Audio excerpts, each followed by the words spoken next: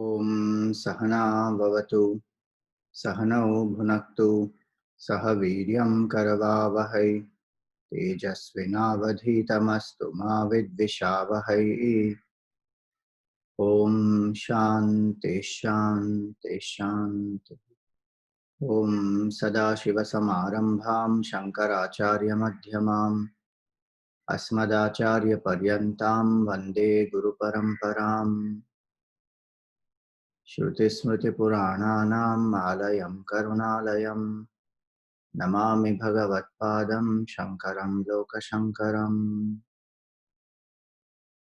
शङ्करं शङ्कराचार्यं केशवं बादरायणं सूत्रभाष्यकृतौ वन्दे भगवन्तौ पुनः पुनः। समस्तजनकल्याणे निरतं करुणामयं नमामि चिन्मयं देवं सद्गुरुं ब्रह्मविद्वरम्। सर्ववेदान्तसिद्धान्त गोचरं तमगोचरं गोविन्दं परमानन्दं सद्गुरुं प्रणतोऽस्म्यहम्।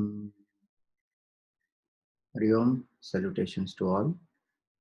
So we are seeing the Jivan Mukta Lakshana and we have come up to 437. So in that 437 it was said, Dehendriyadav kartavye mamaham bhava varjitaha. The identification with I and mine is not there, and hence there is no sense of duty also. That the Jivan Mukta may act, may choose to do Loka Sangraha, what we call the activities which are for the well-being of others. That is not an obligation, that is not a duty per se for them. They do it out of causeless compassion. Audasinyena yastishtet. And or they may just become indifferent completely, including to their body. How to know that whether it is a state of tamas or is a state of gunatita? This is the indicator. Mama aham bhava varjita. I and mine. I am this body and these things are mine, or these people are mine. That is not there in the gunatita. In a person who is tamasic, all these three will be there. I will be very strong, my will also be there, and there will be a certain sense of obligation which will come out of it, as well as there will be some expectation from others that people should do this or this situation should come out like this. Here there is no such expectation also. Audasinyena yastishtet sa jivan mukta lakshana. Now going ahead. Vijñata atmano yasya brahma bhava shruter balat bhavabandha vinirmuktaha sajivan mukta lakshanaha. Vijñata atmano yasya. One who has known the self as the self in all, Brahma Bhava. Meaning the Atma is Brahman, that one has known. Atmano Yasya Brahma Bhava. One who has come to identify that there is one self and that alone pervades everywhere. How did that person come to know? Shruter Balat, through the study of the scriptures and following that path. Bhava Bandha Vinirmuktaha. One who has gone beyond the cycle of birth and death or this transmigration, Bhava Bandha, Sa Jivan Mukta Lakshana. This is the quality of a Jivan Mukta. Now, Vijnata Atmano Yasya Brahma Bhavaha. One who has understood this very clearly and experienced this, that there is one Supreme Self alone. What we are seeing as duality, psychologically as well as spiritually, that person sees as Advaita, oneness. So this Triputi is gone. What we have experienced, what we have discussed earlier, the seer, the seen, the seeing, knower, known, knowing. This Triputi is gone. In which city? In the Nirvikalpa Samadhi Avastha, this is experientially also transcended. Intellectually, one may know, I am not the doer, I am not the seer, I am not the seen also, I am beyond all these dualities. Intellectually, one may know, and that is a beginning stage, or that is a precondition to even get into Samadhi. But having experienced it in the Samadhi, then one is clearly established in that through repeated practice of Samadhi. And Shruter Balat, one has understood it as per the study of the scriptures, as affirmed by the scriptures also. See, some people may not appear to have studied the scriptures formally, but Purva Janma Samskar will be there. They would have some experience of studying under a teacher or systematically studying the scripture, and they were already on the path. And so they come to realize in this life, we may not see any formal study of the scripture. Like Ramana Maharshi did not have a formal study of scripture. Nisargadatta Maharaj did not have some formal study of scripture. But some Purva Janma Samskar will be there for sure.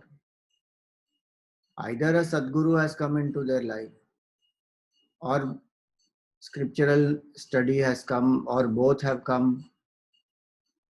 And through that, one has come to then wake up. And Bhavabandha Vinirmukta.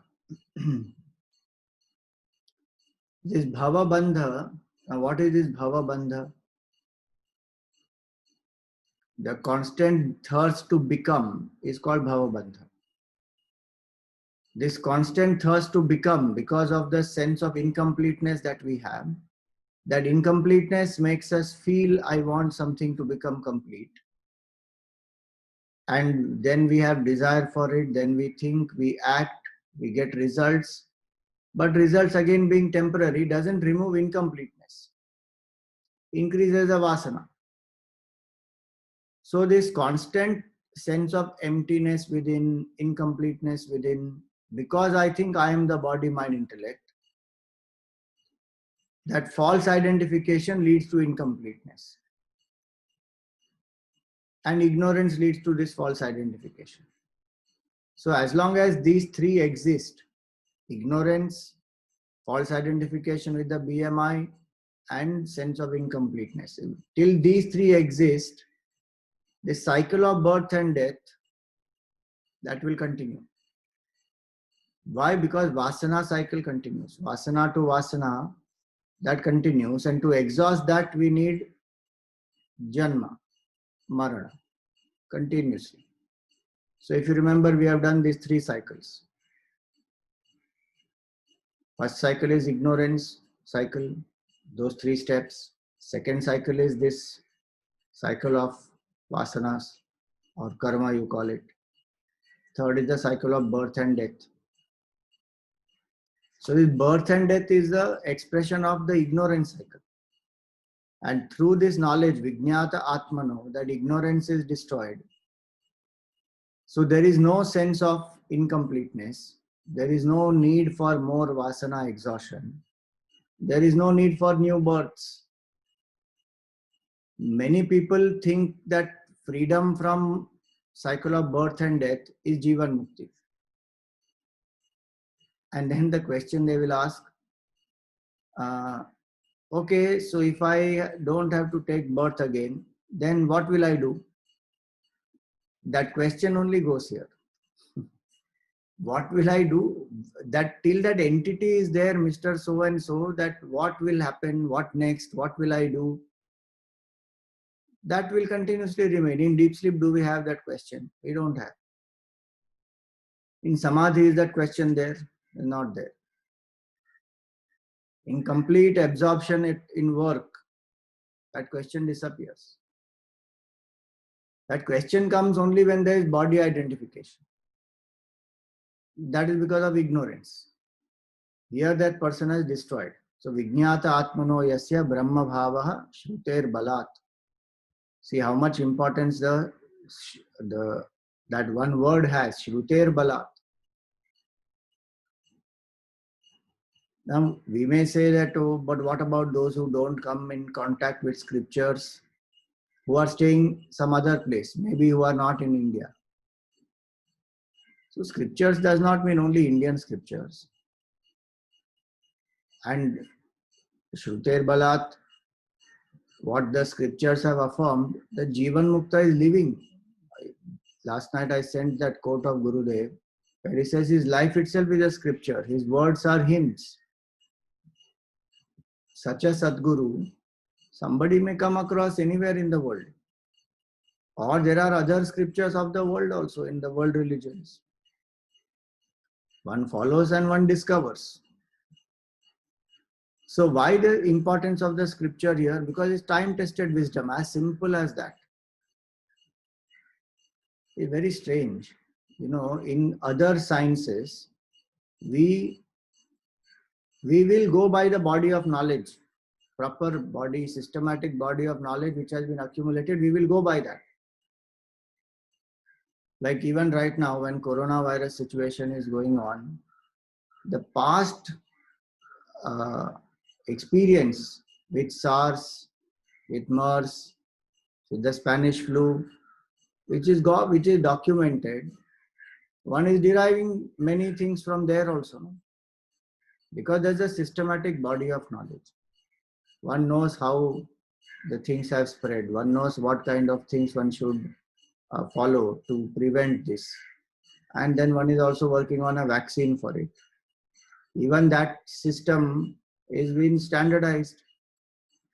How the vaccine is developed, how it is tested on the animals, then the human trials, and then all those steps are there documented proper. Same way in any other subject, objective sciences, one follows the time-tested wisdom. But suddenly when one comes to spirituality, one wants to reject all time-tested wisdom. I don't believe in scripture. And there will be people who will say this, I don't believe in scriptures, but will be secretly studying all these scriptures and quoting left and right from there, without using the Sanskrit verses. So, scriptural authority is time-tested wisdom. And you know, our scriptures are very beautiful. I will talk about Vedanta. I am not talking about any other culture scriptures. I have not read, so I am not competent to comment on any of that. But in the Vedantic scriptures, there are very clear descriptions, logical thought processes, and the scripture goes to the extent of even saying ki if what we say you find it false, you can reject. You know, Shankaracharya ji in his commentary in one of the Upanishads, he even said that if the Shruti says that fire is cold, you should not believe the Shruti. Now that is the freedom that we have while we study the scripture. Of course, we don't judge it from our limited standpoint of our experience alone, have the broader aspect of who all have experienced this, which are the saints who have experienced, or householders who have experienced, who are the great masters who have experienced this truth. Cross-check with all of that, then learn to accept something. So the Shruti Bala is an important aspect. When we study the Shastra systematically, it builds a proper foundation and step by step we understand. And application also becomes easy because application comes when there is conviction. Conviction comes when there is systematic study and reflection. If the systematic study and reflection is not there, one picks up any book anywhere, starts reading. People want to read Upanishad as though it is some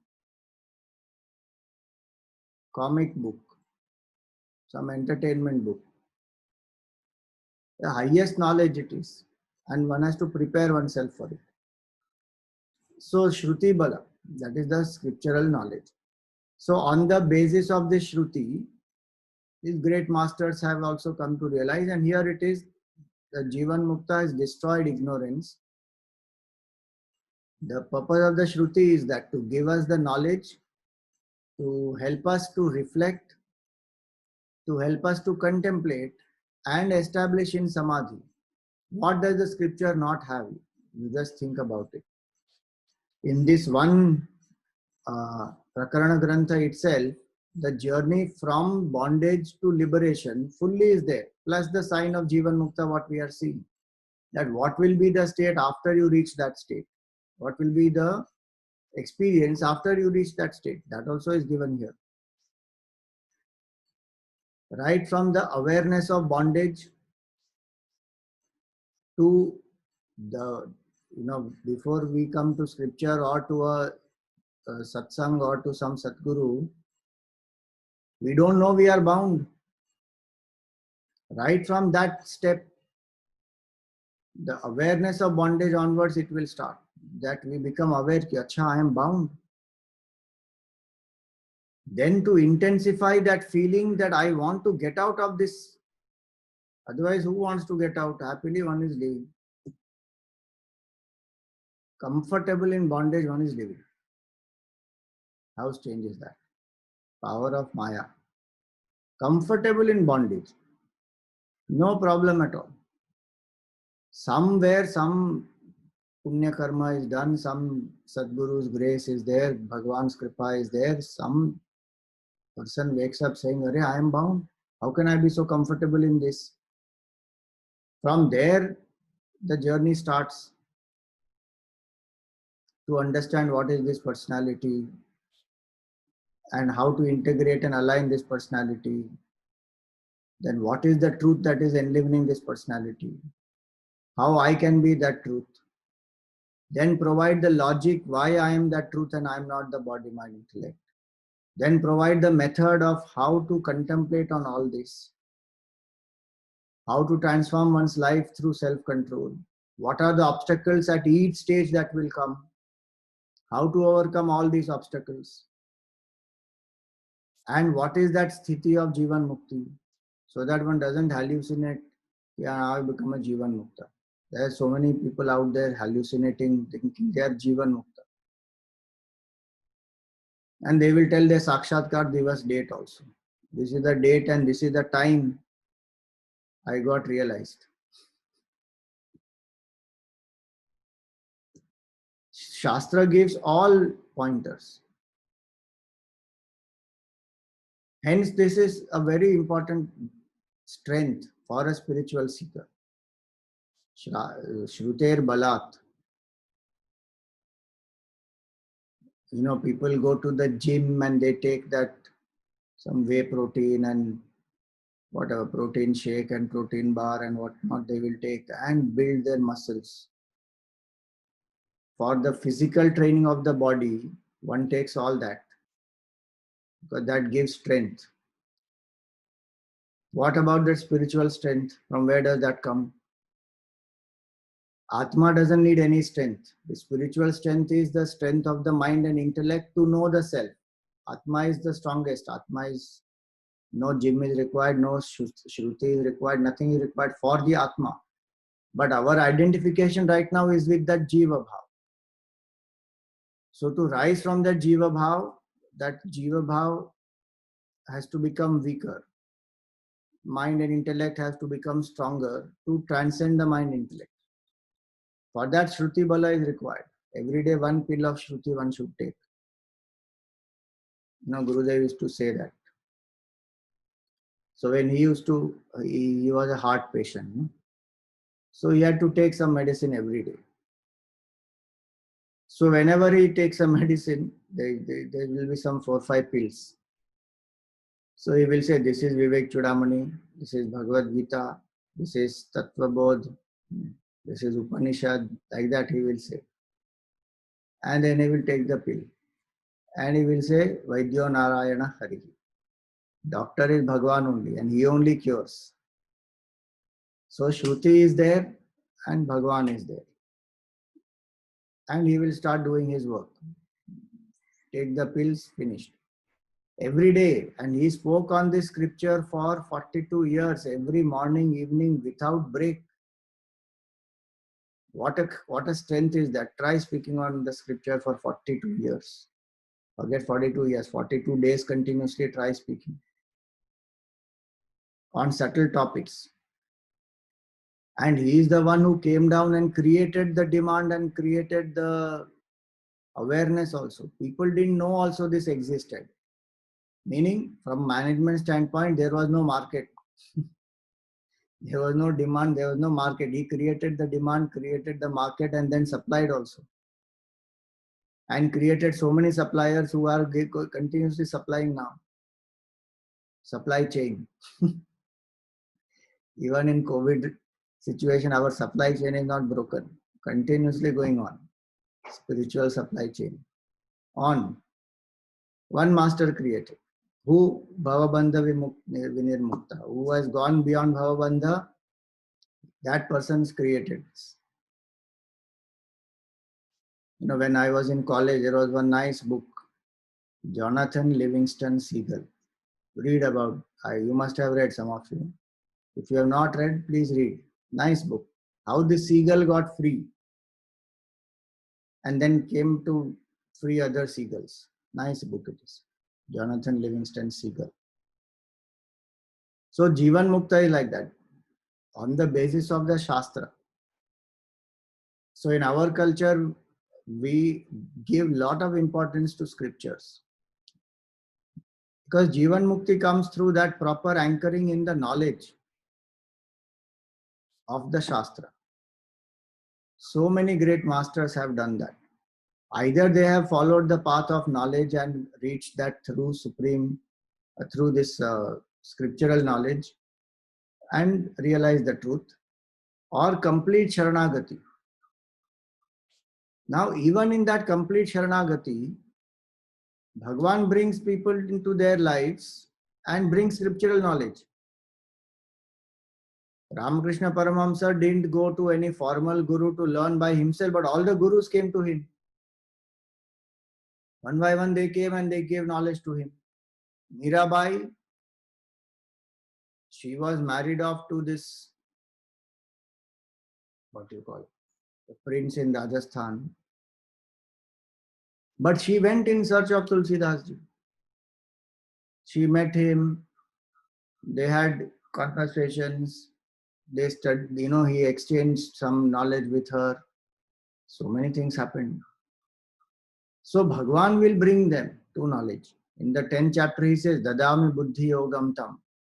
Scriptural knowledge also and intuitive knowledge of the self also, that I and you are one. The devotee comes to experience that Parabhakti, oneness with the Lord.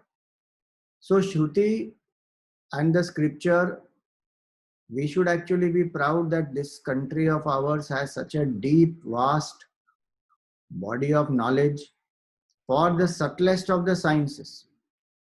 Which other culture has this level of depth, and what preparation that is required, and what all kinds of temperaments of people can be addressed by the scripture, right from a non-believer to formless. Everybody, the scripture covers all.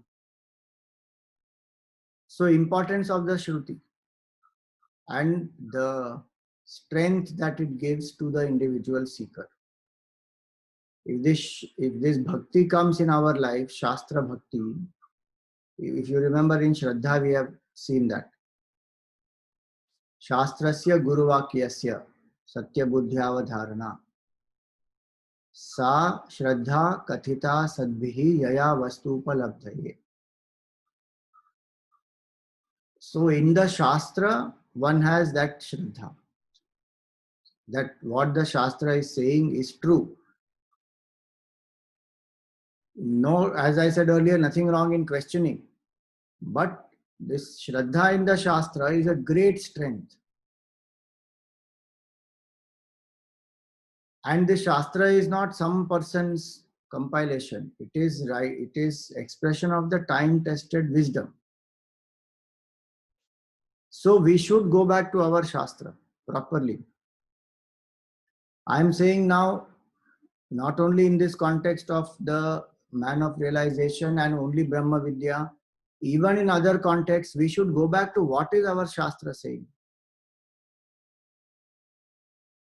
So many misconceptions are created, so many false narratives are created, and so many vested interests are out there to destroy the bhav that we are Hindus and that we are accommodative and that we are inheritors of such a vast and rich and deep culture. Systematically, that needs to be destroyed. There are so many forces working to destroy.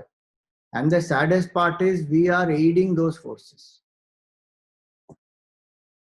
because we have not gone back to our scriptures.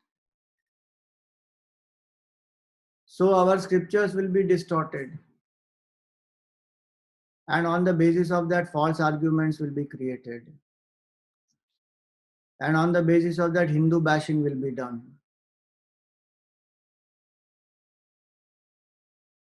And either we don't know it, ignorant we are, what is happening out there in the world,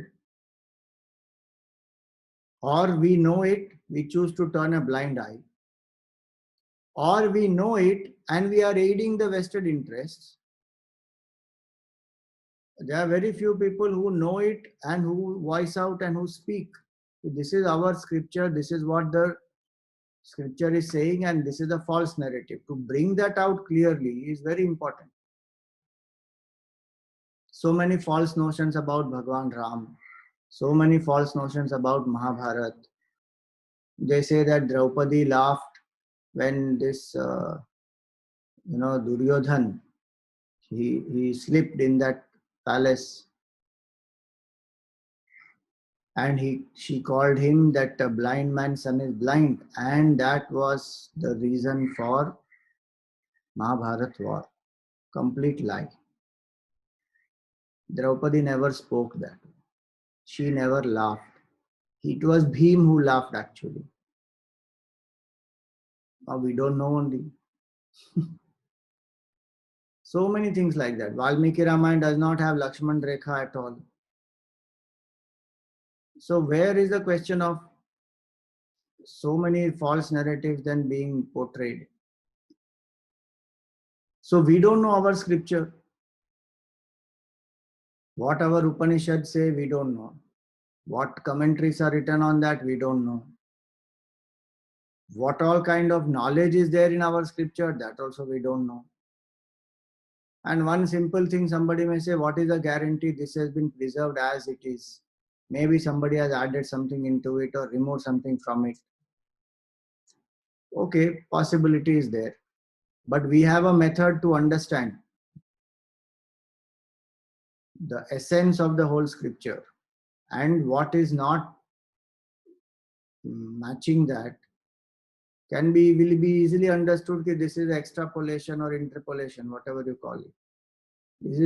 This was not there in the scripture earlier. So there are methods which are there to find out what is an extra shloka. Like some simple example I will tell you, in the Bhagavad Gita, there are 700 verses. But if you go into 13th chapter, traditionally the 13th chapter begins with Shri Bhagavanu Vacha. And Bhagavan starts speaking. Idam shariram kaunteya kshetramityabhidhiyate. Bhagavan will start giving the knowledge. Now Madhusudan Saraswati ji has added a question of Arjun to that chapter.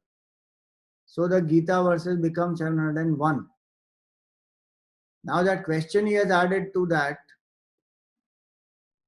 because there is no connection between chapter 12 and chapter 13. Apparently there is no connection. Why suddenly Bhagavan is talking about Kshetra and Kshetrajna? So he added one question there. Now that is properly documented, well known that this was not there, this has got added in between. Like that, there are places where one knows that these are interpolations. Like if you read Ishavasya Upanishad. So the Ishavasya Upanishad,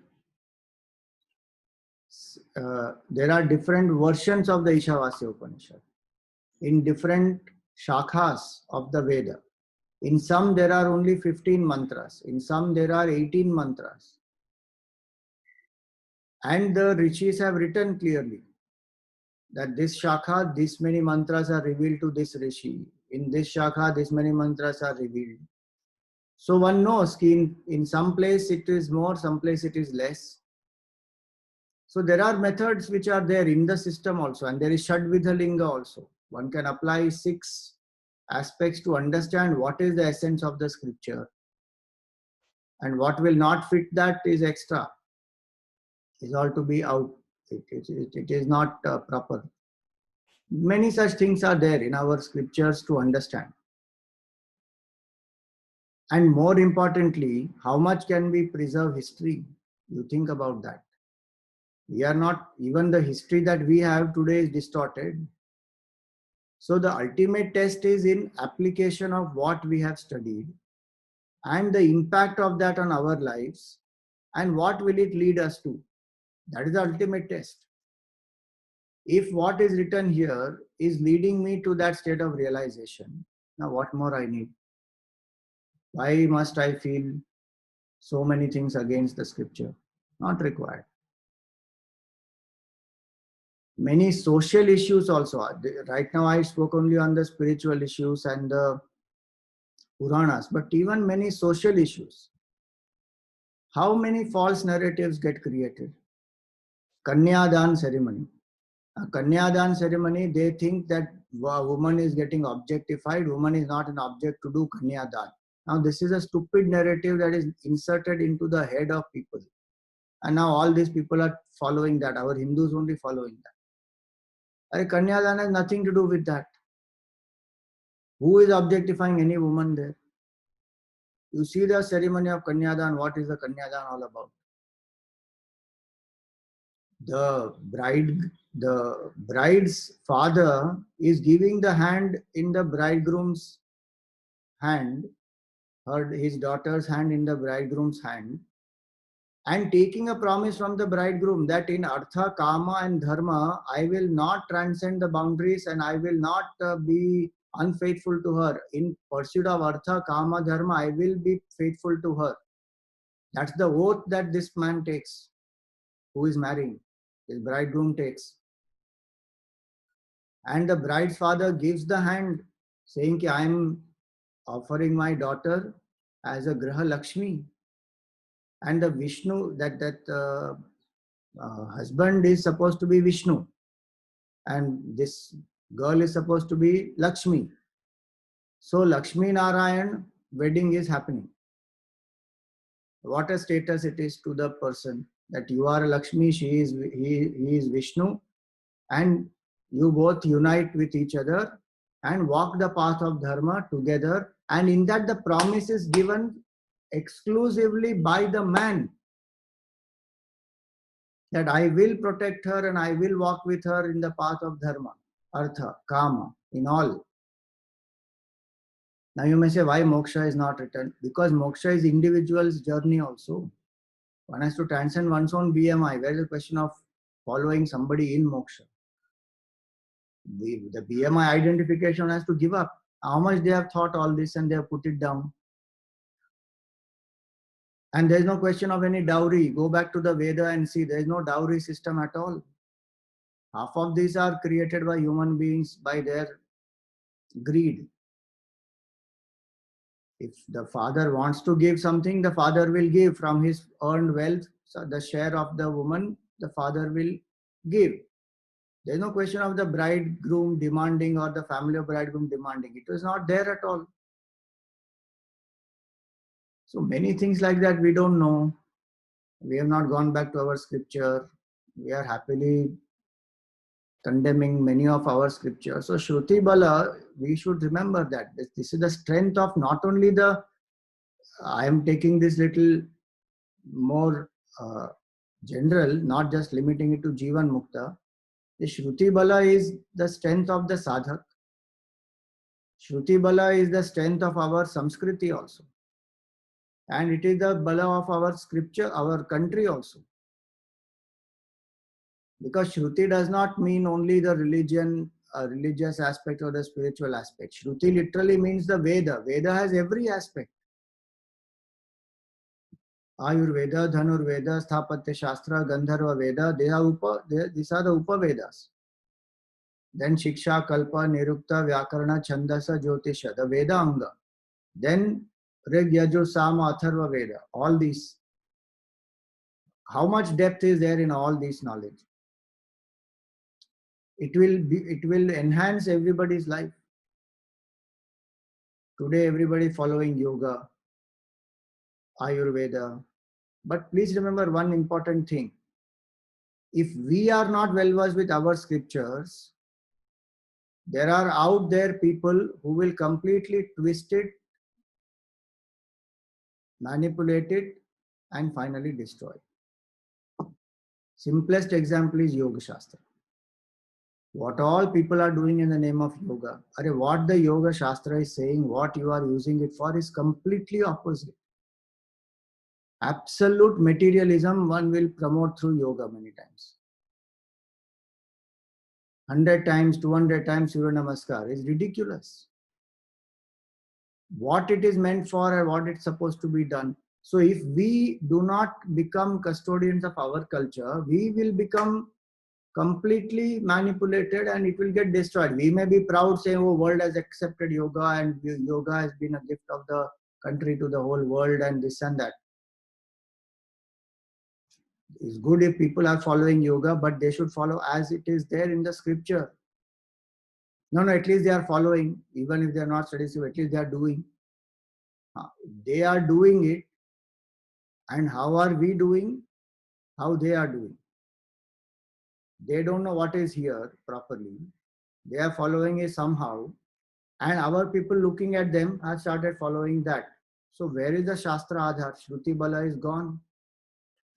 How many people even ask, where is this written? Why am I supposed to do this? Any yoga class you go, any fellow will do anything in the name of yoga. Who goes back to say? So to see what is written in the Yoga Shastra, what postures are there, how much time should I be in that posture, what is the mantra to be chanted with that? Nothing. That many people don't even ask. And then comes the Jamana of hybrids. Oh God. Cross yoga and Zumba. It will become Zoga. Zumba yoga becomes Zoga. Arey Bapre. Anything mixture. So the Shastra Bala goes away. The purity of that practice goes away. The depth and the subtlety of it goes away. It becomes more grossified. Shastra is to lift our vision to become subtler. And here, without knowing the Shastra, we make it grosser. Or some people studying the Shastra also make it grosser. So all that one should become very alert and careful about. Because if we don't preserve this, it's a big loss. How much time it has taken for people to arrive at these conclusions. Subtlest conclusions these are. And to live in this way and to experience that is so much more beneficial, purposeful. Now, if that becomes grossified, then we lose the entire essence of that. And in modern life, that is what is happening. Every single thing which can be subtle becomes absolutely gross. Kali Yuga Prabhav also is that. The subtlest Yuga is the Satyuga, then Treta Yuga, then Dwapar Yuga, then Kali Yuga. Why the four yugas? Because from subtle to gross to gross to grossest it will come. Kali Yuga is grossest. Until we are to right now in some 2000, 2500 years only of Kali Yuga have happened. 430 plus more years to go. How much more grossification will happen by then? So Shastra Bala is very, very, very, very important. People like Shankaracharya ji dedicated their life to revive the Shastra. Gurudev revived the Shastra. Very important. So Shruter Balat. Continuing further. Dehendriyeshvaham bhava idam bhavastadanyake yasya no bhavata kvapi sajivan mukta ishyate. Same as the 437th one. Deha indriyeshu aham bhavaha. In the body and in the senses, no feeling of I-ness. Idam bhavas tadanyake, and no feeling of this in other things. Meaning, I am not this. So if subject is not this, then all these objects also don't exist. Yasya no bhavata kwapi, for whom none of these exist. Both these doesn't exist. The duality of subject and object doesn't exist. Yasya no bhavata kwapi sa jivan mukta ishyate. That person is called as the jivan mukta. Continuing ahead. न प्रत्यग ब्रह्मणोर्भेदम कदापि ब्रह्म सर्गयोः प्रज्ञया यो विजानाति सजीवन मुक्त लक्षणः. न प्रत्यग ब्रह्मणो भेदम. Pratyag means the Atma. Pratyag literally means inside, means the Atma. And Brahman, the substratum of the world. Na bheda. Na pratyag brahmano bhedam. Kadapi brahma sargayoho. And no difference between Brahman and the universe. So no difference between Jiva and Brahman. No difference between that Brahman and the universe. Brahman is the universe is appearance of that Brahman. Prajnaya yo vijanati. And who has realized this intuitively, not intellectually, not through information. Prajnaya. Prajna is this third eye. Prajna Chakshu it is called. In the 15th chapter it is called Jnana Chakshu. Vimudha nanu pashyanti jnana chakshusha. One whose eye of knowledge or the eye of intuition has opened. Shivji's third eye, when it opens, world gets burnt away. But actually what happens? This subject-object duality gets burnt. That's the intuitive wisdom in all of us. So we meditate here. This is the focal point of all concentration, here and or in the heart, either of these two. So prajnaya yo vijanati. So one who has destroyed the difference, or one who sees that there is no difference between the self inside and the self out there. That Brahman is this Atman. And that Brahman only is appearing as this whole world. So this intuitive realization, who has, that person is a Jivan Mukta. Sadhubhi pujyamanesmin pidyamanepi durjanaihi samabhavo bhavedyasya sajivan mukta lakshanaha. Sadhubhi pujya mane asmin.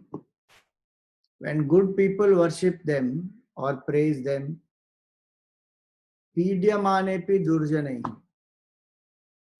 And ignoble people cause pain also to them. Samabhavo bhavedyasya. One whose bhava is sama. Equanimity is same. No difference. One doesn't get elated, oh, so many people are praising me. One doesn't get depressed, why these people are condemning me. Nothing. Samabhavo bhavedyasya. Sajivan mukta lakshana. Now, please remember this is Jivan Mukta Lakshana, and for us, this is a sadhana. There is no doubt in that. But why this is happening to this person? Because the entity is only falsified.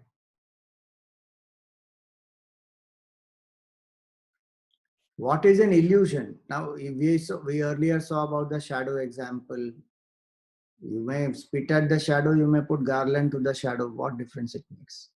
The shadow is an illusory entity. The real entity is something else. Same way, this body, mind, intellect, and this individuality is a shadow.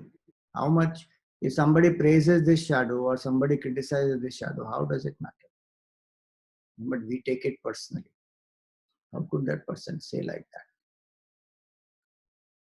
We take that personally because we take the praise also personally, because we feel that I am this, and if somebody praises me, it feels so good.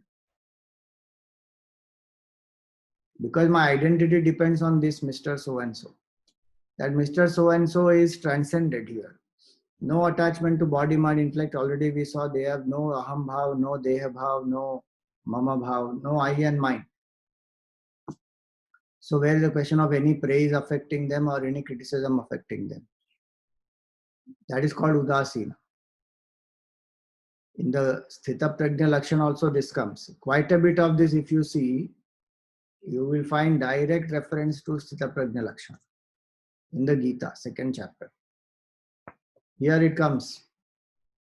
What is the shloka of that Sthita Prajna? Yaha sarvatra anabhisneha tat tat prapya shubha shubham na abhinandati na dveshti tasya prajna pratishtita. So na abhinandati na dveshti, neither praises nor criticizes, not affected by any. None of these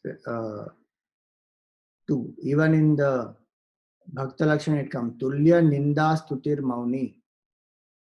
Santushto yena kenachit. That's the Bhakta Lakshana in the 12th chapter. In ninda and stuti, one who is tulya. Same. If this one sadhana we can practice, ego will become very less. Here it is an expression of the Jivan Mukta already falsifying the ego. So for that person, it is a lakshana. It is their nature. For us, it is a sadhana to practice. No, but when somebody praises, should I not feel good about it? At one level, we say, okay, please feel good about it. Nice. At deeper level in Vedanta, see, one has to arrive at this. This cannot be done by force. Through proper reflection, one comes to understand this entity only is a myth. Then where is the question of this entity feeling great? At some level, some praise is given by somebody for some performance, some achievement, something. That whole thing only is an illusion. Then where is the question of feeling any greatness about it? No, but Swamiji, that praise also is a part of the illusion. So why can't I feel? Okay, please feel.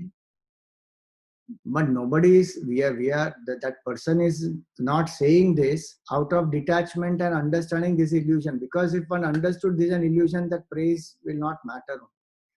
So one is not understood it as illusion. One is thinking this is real.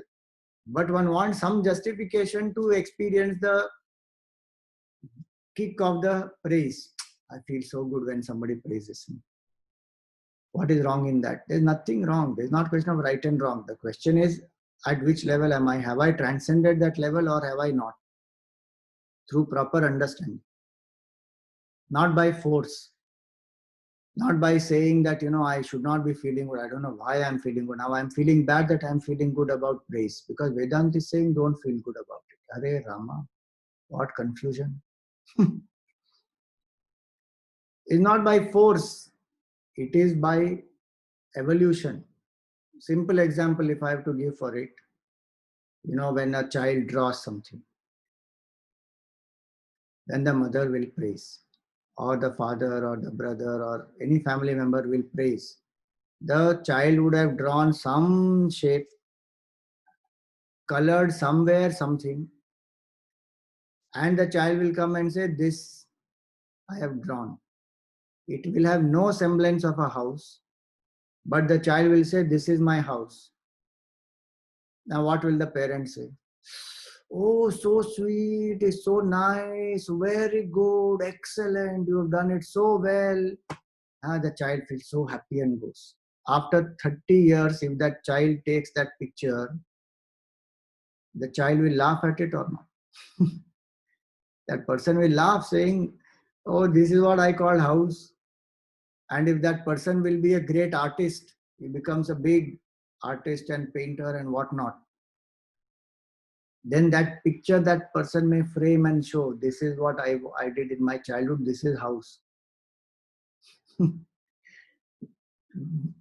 That praise at that moment for the child was important to encourage the child. As one evolves out of it, one realizes, "Oh, what a stupid thing it was." Now imagine this person's situation. The entire world itself is a myth. Forget this one entity. This whole universe only is a myth. It never came into existence. Where is the question of any praise inside this universe, which never came into existence? How much can you praise the rope? The snake. The snake never came into existence. How much can you criticize the snake? So Jivan Mukta is living in that state. No, but then why it is written here, Pujya Manepi and Pidya Manepi Durjanayi? That is from our standpoint. We are seeing somebody criticizing a Mahatma, somebody praising a Mahatma. And the strange thing is the world. Now, if we talk about victimization, there cannot be a greater victim than the Mahatmas. They come to save the world. They sacrifice many things to uplift people. If they become successful, there are so many people whose shops will close because they will bring truth straight away, and these people's shop is going on because of untruth. Their shops will close, so they will all become jealous. They will start criticizing, condemning. And on the other hand, there will be a huge group of people who may even start following and start praising this Mahatma. The more that praise increases, the more these people jealousy will also increase. These people want to cling to the Mahatma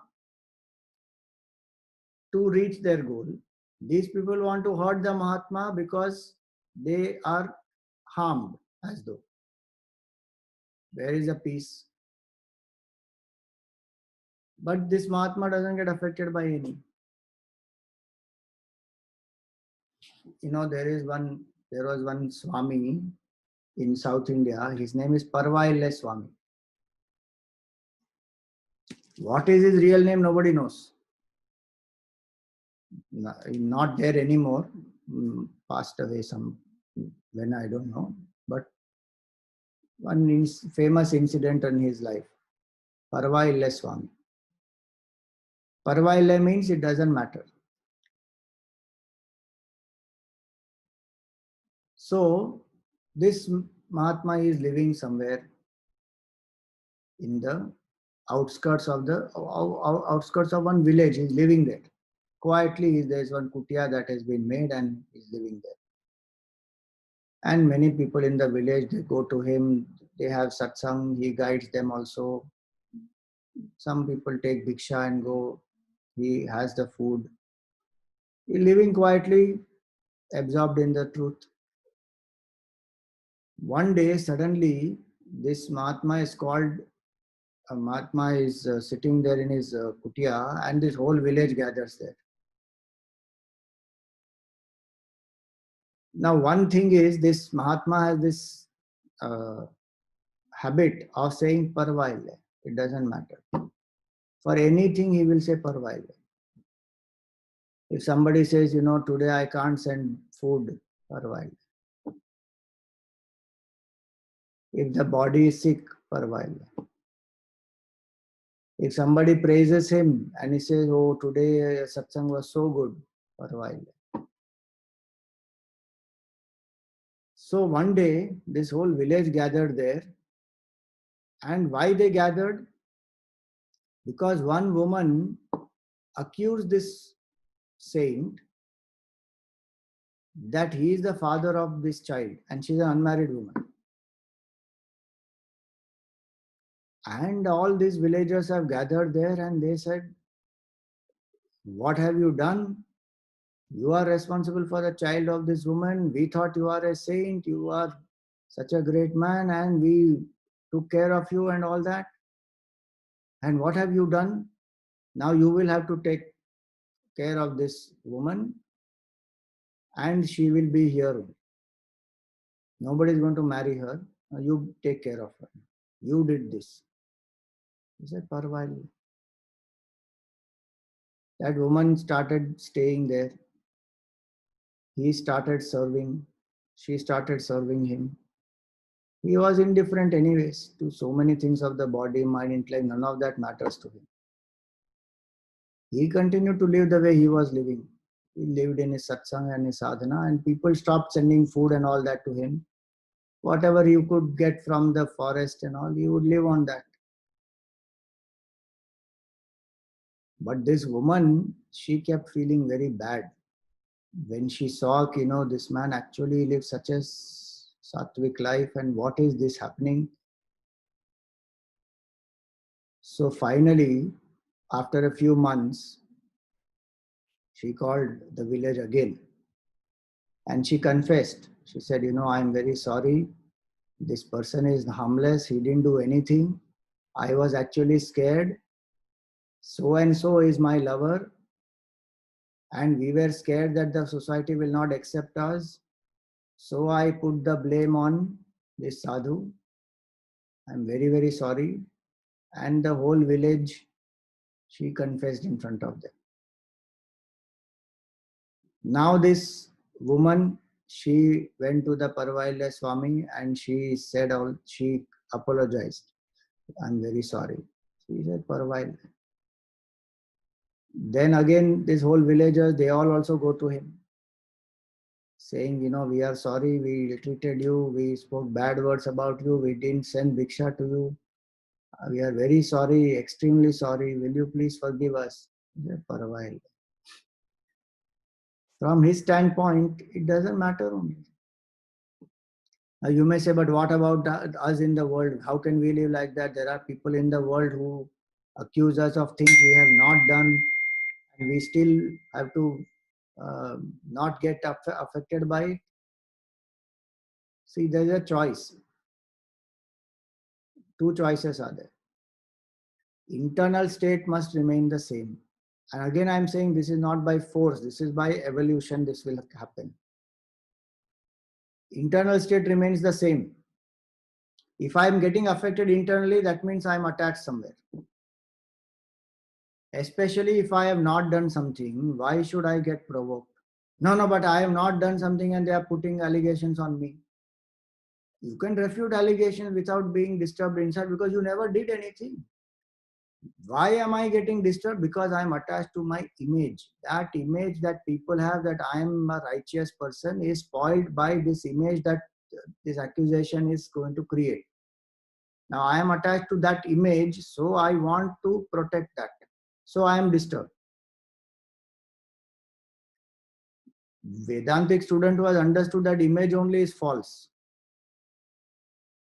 will not get disturbed from inside. Externally, if there is a kartavya karma that I have to refute it, I will refute it. With all logic, refute it. With all proofs, refute it.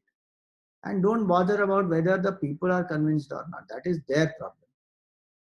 Because people they have their own vested interest. Whether you prove it or whether you give the truth with all proofs or not, it doesn't matter to them honestly. If they want a certain image, they will hold that image only. How much can you change it? You do the duty to show, that's all. So each one of us can do that. The two choices are Either completely ignore it, it doesn't matter at all,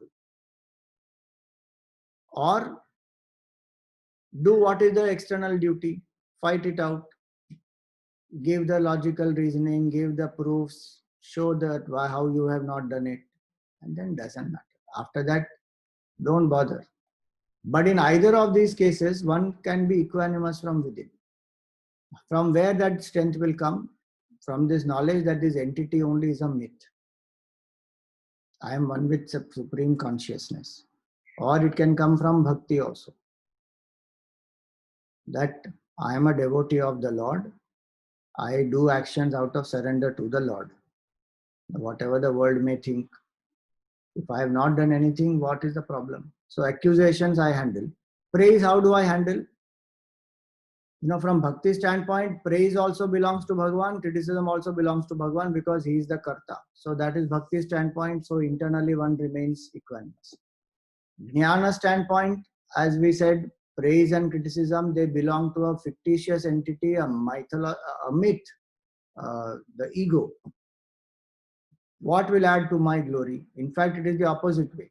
The more I allow praise to go into my head, the more stronger the ego becomes, more stronger bondage becomes. Because in praise, I may forget Bhagavan, I may forget the Atma, I may forget I am the Sakshi. So all the more cause for bondage. In difficult times, at least I can remember the Lord. That also, if samskar is there, one will remember. Otherwise, one doesn't remember that also. One gets stuck in the pain because my image is gone. So praise and criticism, we take it very personally, we take it to heart, and then we define ourselves by that. And many of these are coming from outside. It is people's perception. The same person who is a person who is praising today will become biggest critic tomorrow. And somebody who is my biggest critic will suddenly become somebody who is favoring me. This is the world, nature of the world. It will go on. And we get shocked every time. Oh, I believe this person so much, and this person backstabbed me. There's nothing new about it. This is the nature of the world. If we didn't learn this before, that is stupid. Nature of the world is like that. People are what people are. Either I look at all of them as Brahman, then there is no problem. Or I look at them as jivas. Each jiva has their own insecurity. When who will turn the tables, nobody knows. But still, should I trust them and work? I can trust and work. My faith is in the Lord. Functional trust I have to put on people. I work. If they backstab, what do? Deal with it. Be cautious. If you already know somebody has that tendency, then be cautious. But beyond that, what can one do? If one allows people's praise and criticism to get into one's head and one starts defining oneself by that, that will land up the person in a very pitiable condition. Now, please remember, I am talking about this person who wants to attain mukti, and here to is Jivan Mukta Lakshan. For this person, it is their nature. For us, this becomes a sadhana if we want mukti. If we say, no, in the world, praise is very, very important, then learn the appropriate way in the world. Neither flattery nor being overcritical. Learn to give appropriate compliments and also accept appropriate compliments at face value. No extra coating, nothing. And be humble from inside. All this is Bhagavan's doing. Simple. And learn to take criticism also objectively. If there's something worth learning from it, learn and improve. Drop the rest. If there's nothing to learn out of it, it's just a vain criticism, accusation. If I have to prove something, I can explain. Leave it after that. So objectively, I can deal with praise and criticism. If I have not come to the level of Vedanta to say this is all illusory, then objectively deal with it. Ensure that the self-esteem doesn't go up or down because of the praise or criticism. So for today, I will stop here. Om Purnamada Purnamidam Purnat Purnamudachyate Purnasya Purnamadaya Purnameva Vashishyate. Om Shanti Shanti. Hari Om Shri Guru Bhyo Namaha. Hari Om.